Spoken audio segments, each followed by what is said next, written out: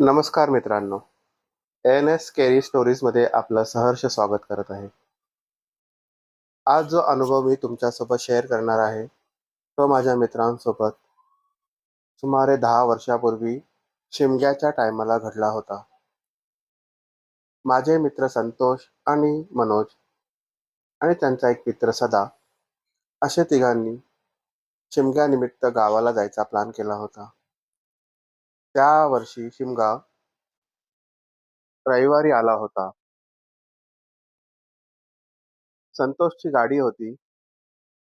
संतोषने अ, गाडी काढली आणि तो त्या दोघांना घेऊन अ, त्यांचे गाव रत्नागिरी येथे जाण्याचा ते प्लॅन करत होते. त्या टायमाला सुमारे अ, शिमगा महिना अखेरला आला होता आणि हे तिघजण एका कॉर्पोरेट कंपनीत काम करत असल्याकारणाने मंथ एंड त्यांच्याकरता खूप महत्त्वाचा होता. त्यामुळे शिमगा आटपून एका दिवसात त्यांना संध्याकाळी रिटर्न यायचे होते. आता रविवारचा दिवस होता आणि सकाळी हे लवकर पहाटे 4 वाजता मुंबईवरून गावी जाण्यासाठी निघाले. ते टायमावर निघाले होते.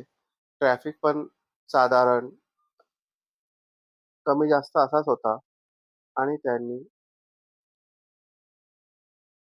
जो काही त्यांचा प्रवास होता, तो साधारण 6 ते 7 तासामध्ये पूर्ण केला. अराउंड 10:30च्या सुमारास ते त्यांच्या गावी पोहोचले. पालखी यायला सुमारे 3 ते 3.5 तासाचा टाईम होता. कारण पालखी त्यांच्या वाडीमध्ये अ, दुपारी 1:30-2च्या दरम्यान यायची. तोपर्यंत पालखी येण्याच्या अगोदर काही तयारी करायची असते. तर हे सगळे आपल्या तयारीमध्ये गुंतले होते. कोणी हार बनवत होतं, कोणी रांगोळी काढत होतं. अ, आता यावर्षी त्यांच्या वाडीमध्ये पालखीनिमित्त जेवण होतं. तर खूप लोकं जेवणाच्या पण तयारीला लागले होते. तर हे तिघं पण कामाच्या गडबडीमध्ये होते. साधारण 1:30-2च्या सुमारास पालखी आली. त्याच्यानंतर जेवण वगैरे आटोपून साधारण 3:30-4चा वेळ झाला. आता यांनी निघण्याचे ठरवले, पण तेवढ्यात सदाच्या वडिलांची तब्येत बिघडली. त्यांनी पटकन त्यांना गाडीमध्ये टाकलं आणि ह्या तिघांनी त्यांना तालुक्याच्या ठिकाणी घेऊन गेले. तालुक्याच्या ठिकाणी गेल्यावरती सदाच्या वडिलांवरती उपचार सुरू झाले. अ, साधारण एवढा काही मेजर इश्यू नव्हता. त्यामुळे सदा बोलला, की "ठीक आहे, बाबांना काय आज रात्री किंवा उद्या सकाळी डिस्चार्ज मिळेल, तेव्हा यांना मी घरी सोडून ओके 1-2 दिवसांनी मी मुंबईला येईन. ओके, पण तुम्ही जा." मग या दोघांनी ठरवले, "ठीक आहे, आपण मुंबईसाठी निघूया." तेव्हा साधारण 8:30-9चा टाईम झाला होता. आता रात्र खूप झाली होती. साधारणतः ह्यांना पण खूप कंटाळा आला होता. पण तरीही ठीक आहे. उद्या मॅनेजरला त्यांनी सांगितलं होतं, की उद्या आम्ही टायमावरती पोहोचू. याकरता त्यांना जाणं गरजेचं होतं. ते निघाले. आता त्यांनी रत्नागिरीवरून निघाल्यानंतर त्यांना सुरुवातीला मेन शहरातून मुंबई-गोवा हायवेपर्यंत येण्यासाठी त्यांना खूप ट्रॅफिक लागला. खूप खूप ट्रॅफिक होता. त्यामुळे तिकडेच त्यांचे 1.5 ते 2 तास गेले. रात्रीचे 10-10:30 वाजले. मुंबई-गोवा हायवेवरती एका हॉटेलमध्ये त्यांनी जेवायचं ठरवलं. त्यांनी फटाफट जेवण उरकून घेतलं आणि ते निघाले. आता या दोघांना होती ड्रिंक घ्यायची सवय. म्हणून त्यांनी जाता-जाता रस्त्यामध्ये त्यांना एक छानसं असं त्यांचं रेग्युलर थांबण्याचं ठिकाण होतं. अ, तिकडे ते थांबले आणि त्यांनी थोडी ड्रिंक घेतली. आता ते बोलले, की "काय?" आपल्याला तर रात्र तर ड्रायव्हिंग करायचीच आहे. परत सकाळी 4-5 ला आपण घरी पोहोचू. त्यामुळे आता आपण सावकाशच जायचं आहे, तर गप्पा मारत, गाणी ऐकत आपण जाऊ. आता ड्रिंक घेऊन साधारणतः ते 10:30, 11च्या सुमारास ते निघाले होते. जाता, जाता, जाता हळू त्यांना झोप यायला लागली. आता साधारण रस्ता सुनसान होता, रात्री कोण नव्हतं. मुंबई-गोवा हायवेवरती तुम्ही त्या टायमाला पण बघाल तर रात्री एवढी वर्दळ नसायची आणि रस्ते पण थोडे निमुळते होते. त्यामुळे ते लोकं चालले होते रस्त्यातून. तर त्यांना झोप यायला सुरुवात झाली. झोप यायला सुरुवात झाली. मनोज अ, बाजूच्या सीटवर बसला होता आणि संतोष गाडी चालवत होता. संतोषने बघितलं त्याला की मनोज आधीच झोपला होता. संतोषला पण खूप झापड येत होती.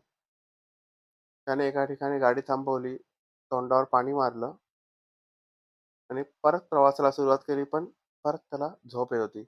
अ, कारण त्यांचा अगोदरच थकवा होता. सकाळी ते अ, 4 वाजता त्यांनी घर सोडलं होतं. त्याच्यानंतर परत पूर्ण दिवसभर त्यांनी काम केलं होतं गावाला. परत परत गावातून सदाच्या वडिलांना ॲडमिट करणं, परत तिकडची धावपळ, हे सगळ्या गोष्टींमुळे त्यांना खूप सारा थकवा आला होता. त्यांनी अ, सदाने खूप प्रयत्न केला झोप आवरण्याचा, पण त्याला झोप आवरता येत नव्हती. त्याने मनोजला हाक मारली, "मनोज, अरे मला खूप झोप येते रे. असं वाटतं की अर्धा पाऊण तास कुठेतरी गाडी बाजूला ठेवून आपण थोडं झोपायला मला मिळालं तर बरं होईल." मनोज बोलला, "अरे तू बरोबर बोलतोय. उगाचच या कंडिशनमध्ये गाडी चालवताना कुठे अपघात होण्याची पण शक्यता आहे. त्याकरता आपण गाडी एका साईडला ठेवू आणि थोडं गाडीतच अर्धा पाऊण तास झोप काढू." आता हा रस्ता होता मुंबई-गोवा हायवेचा त्या टाईमाचा, तर खूप म्हणजे अपघाताचे खूप प्रमाण होते तिकडे. त्यामुळे त्यांनी ठरवलं, की असं रस्त्याच्या साईडला कुठे मोकळी जागा असेल, तर तिथे गाडी पार्क करून आपण अर्धा पाऊण तास झोपू. तर जाता-जाता त्यांना एक ठिकाणी अशी मोकळी जागा रस्त्याच्या कडेला दिसली. त्यांनी त्यांची गाडी तिथे पार्क केली. बघितलं तर त्यांनी तिथे एक असं हॉटेल होतं. त्याचा बोर्ड होता. खूप जुनं हॉटेल असं हे दिसत होतं आणि ते बंद होतं. जसं जवळ-जवळ ती बिल्डिंग पण खूप जुनी झाली होती. असं ते हॉटेल होतं. अंधार होता त्यामुळे त्यांना एवढं काही स्पष्ट दिसत नव्हतं. तर त्यांनी ठरवलं, की इथेच आपण थोडा वेळ झोप घेऊया आणि मग अर्धा पाऊण तासांनी पुढच्या प्रवासाला सुरुवात करूया. झोपेचं कसं असतं ना मित्रांनो, की ज्या टायमाला तुम्हाला झोप येते भरपूर, त्या टायमाला तुम्हाला थोडं झोपावंच लागतं. नाहीतर तुम्ही ती झोप जेवढी उडवाल, तेवढी ती दुप्पट तुमच्यावरती हावी होण्याचा प्रयत्न करत असते. त्याकरता त्यांनी ठरवलं, की थोडा वेळ झोपूया आणि त्यांना लगेच डोळा लागला. थोड्या वेळाने मनोजला अशी जाग आली. काहीतरी गडबड गोंधळ लोकांच्या बोलण्याचा असा त्याला आवाज यायला लागला. त्याने डोळे उघडले आणि त्याने आजूबाजूला बघितलं. तर त्याने बघितलं तर त्या ज्या हॉटेलच्या परिसरात त्यांनी गाडी लावली होती, जेव्हा त्यांनी गाडी लावली तेव्हा ते हॉटेल बंद होतं. पूर्ण असं काळोख होता. बिल्डिंगमध्ये काहीच लाईट वगैरे काही नव्हती. पण जेव्हा त्याचं लक्ष गेलं त्या हॉटेलकडे, सगळीकडे लाईट लागली होती आतमध्ये. जुन्या टाईपचं हॉटेल दिसत होतं. अ, बाहेरचा मोठा बल्ब चालू होता.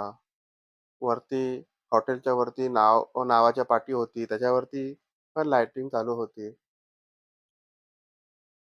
आणि आतमध्ये बघितलं तर काही लोकं पण त्याला दिसत होती. तर त्यांनी विचार केला, "अरे, हे छोटंसं हॉटेल आहे. कदाचित आता चालू केलं असेल.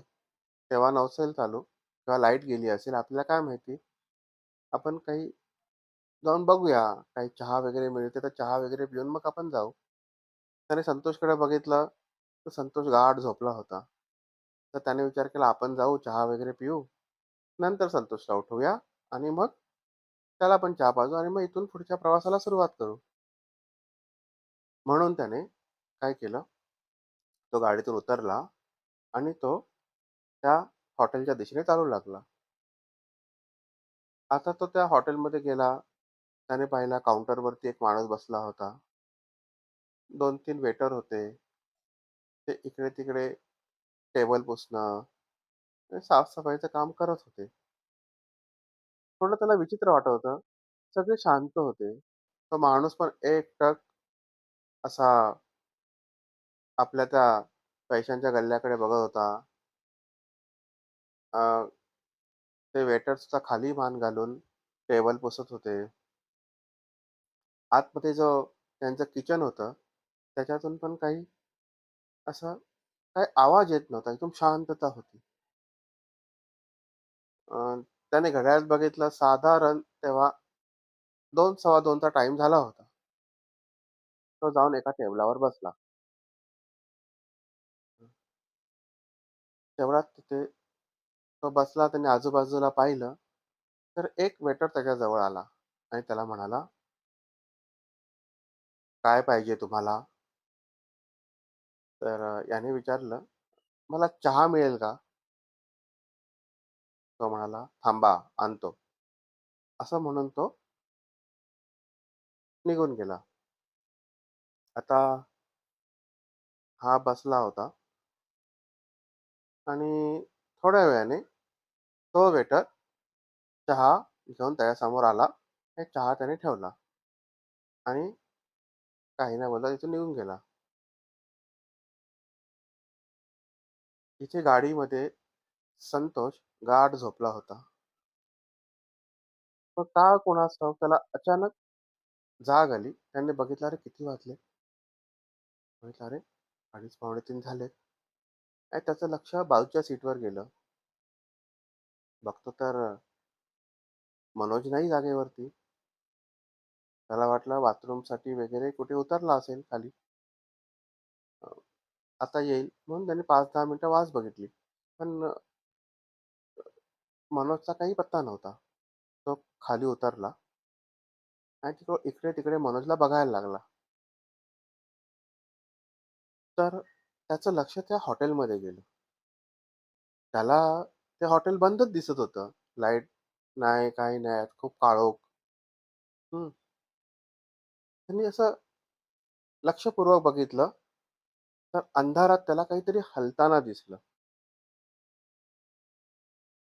म्हणून तो जवळ-जवळ जाऊन त्याने हाक मारायला सुरुवात केली. "मनोज, ए मनोज." आता मनोज इथे आतमध्ये हॉटेलच्या बसलाय. त्याला काय तो आवाज येत नाहीये, संतोष देतोय तो. तो आपला चहा पिण्यामध्ये गुंग आहे. आता हा संतोष थोडा पुढे चालत आला, तर त्याला मनोज दिसला, की मनोज एका ठिकाणी तिकडे बसलाय त्या हॉटेलमध्ये आणि हॉटेलमध्ये पूर्ण काळोख आहे.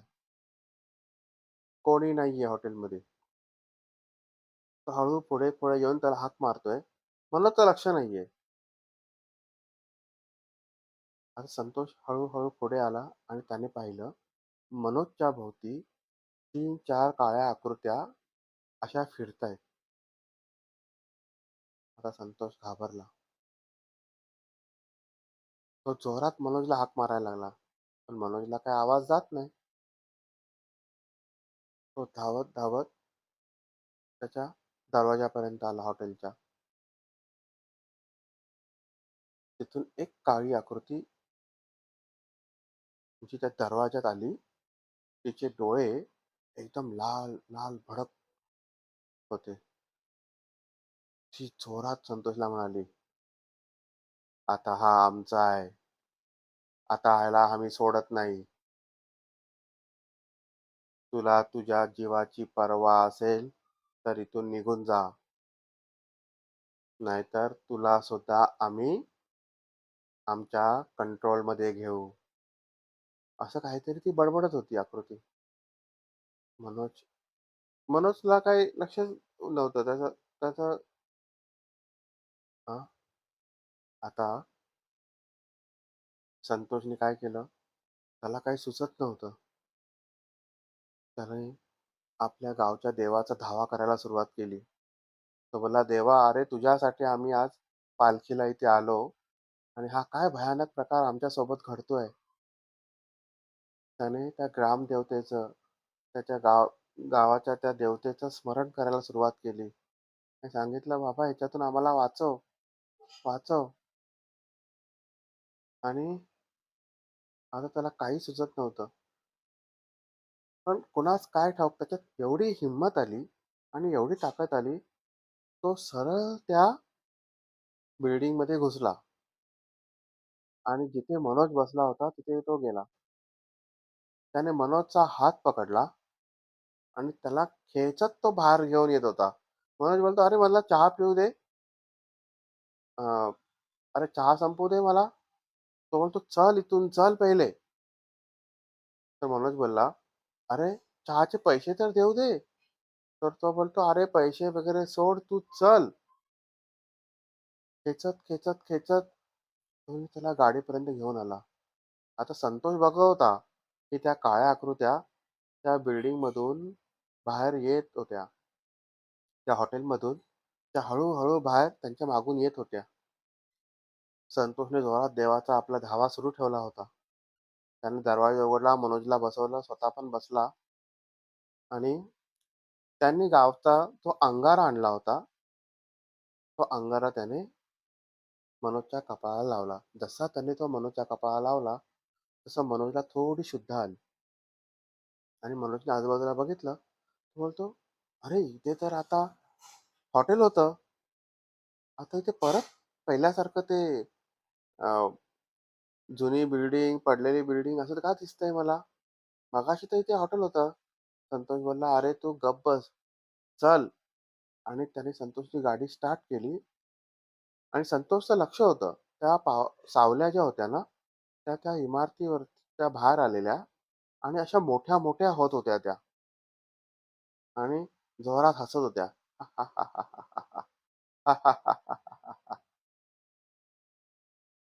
तर संतोषने गाडी स्टार्ट केली आणि सरळ त्याने मुंबई-गोवा हायवे पकडला आणि सुसाट तो निघाला. ती लोकं 200-300 मीटर पुढे गेले असतील, तरी पण तो हसण्याचा आवाज त्यांना येतच होता. ते भरधाव वेगाने गेले आणि त्यांनी 10-12 किलोमीटरचं अंतर पार केलं असेल, तर त्यांना तिथे एक फूड कोर्ट लागलं. ते चालू होतं. त्याच्यात काही गाड्या पण होत्या. त्यांनी तिकडे गेले आणि गाडी पार्क केली. आता हे दोघं खूप घामाघूम झाले होते. त्यांनी पहिले तोंड धुतलं, फ्रेश झाले, थोडा चहा प्यायले आणि तो फूड कोर्टचा बाजूला एक गॅरेज होतं. त्या गॅरेजवाल्याकडे ते गेले आणि म्हणाले, "अरे दादा, एक विचित्र घटना आमच्यासोबत घडली." तो गॅरेजवाला बोलला, "काय झालं?" तो बोलतो, "अरे इथून 10-15 किलोमीटरवरती आम्ही थांबलो होतो. तिथे साधारण एक असं जुनं हॉटेल होतं. बंद होतं ते हॉटेल आणि आम्ही तिथे गाडी पार्क केली आणि झोपलो. पण जेव्हा या माझ्या मित्राला, मनोजला जाग आली, तर ते हॉटेल चालू होतं आणि तो आतमध्ये गेला, चहा पीत होता आणि जेव्हा मला जाग आली आणि मी पाहिलं, तर ते हॉटेल बंद होतं आणि काही विचित्र काळ्या आकृत्या तिच्यासोबत फिरत होत्या. असं सगळं मला जाणवत होतं." तर तो गॅरेजवाला म्हणाला, "अरे बाबांनो, तुम्ही नशीबवान आहात. सुखरूप सुटून परत आलात. साधारण 2 वर्षापूर्वी ते हॉटेलला आग लागली होती आणि त्या आगीमध्ये त्याच्यामध्ये काम करणारे 6 का 7 लोक जळून मेले होते. खूप भीषण आग होती ती. सिलेंडरच्या स्फोटामुळे ती आग लागली होती आणि त्यातलं कोणच वाचलं नाही. तेव्हापासून ते हॉटेल बंदच आहे. मग खूप लोकांना तिकडे असा विचित्र अनुभव आलेला आहे. लोकं रात्री तिथे गेले, तर काही लोकांना ते हॉटेल चालू दिसतं. लोकं आतमध्ये गेले, की ते त्यांना सर्व्हिस पण देतात. पण नंतर मात्र त्यांच्यावर खूप वाईट प्रसंग येतो आणि तुमच्यावर कृपा आहे बाबांनो, तुम्ही सुखरूप सुटून बाहेर आलात. तर त्या दोघांनी सांगितलं, "अहो, आमच्या गावच्या देवाच्या कृपेमुळे आम्ही वाचलो. नाहीतर साधारण आज आमचं सुद्धा काही खरं नव्हतं." असं म्हणून मग त्याने गाडीत बसले आणि त्यांनी सरळ मुंबईच्या दिशेने निघाले. साधारण सकाळी 5:30-6च्या दरम्यान ते मुंबईला पोहोचले. अ, मग त्यांनी तुमचं रोजचं काम वगैरे केलं आणि जेव्हा सदा परत आला, तेव्हा त्यांनी सदाला पण हा किस्सा सांगितला. सदा म्हणाला, "बाबांनो, आपण देवकार्यासाठी गेलो होतो ना, त्याच्यामुळे आपण वाचलो. नाहीतर आज काही त्या दिवशी काही तुमचं खरं नव्हतं आणि तुम्ही होतात म्हणून माझे बाबा पण वाचले. तर संतोष तुझ्याकडेच गाडी होती. बाकी गावात आमच्या कुठेच गाडी नाही. आपण टाईमावर त्यांना घेऊन गेलास, तर नंतर त्यांच्या उपचारादरम्यान त्यांच्या ह्याच्यातून कळलं, की त्यांना छोटासा माईल्ड अटॅक येऊन गेला होता. पण तुझ्यामुळे आम्ही वाचलो." तर त्यांनी आपल्या गावच्या देवाचे खूप आभार मानले. म्हणाले, "ह्या गावच्या देवाच्या पालखीला, त्या शिमग्याच्या पालखीला आपण जायलाच पाहिजे. न जाऊन कसं चालेल, खूप मोठ्या संकटातून त्याने आपल्याला वाचवले." तर मित्रांनो, ही आहे माझ्या मित्रांसोबत घडलेली सत्य घटना. तुम्हाला कशी वाटली हे तुम्ही कमेंट करून मला नक्की सांगा आणि अशाच नवनवीन गोष्टी, अनुभव ऐकण्यासाठी चॅनलला सबस्क्राईब करा. चला, तर पुन्हा भेटूया. धन्यवाद.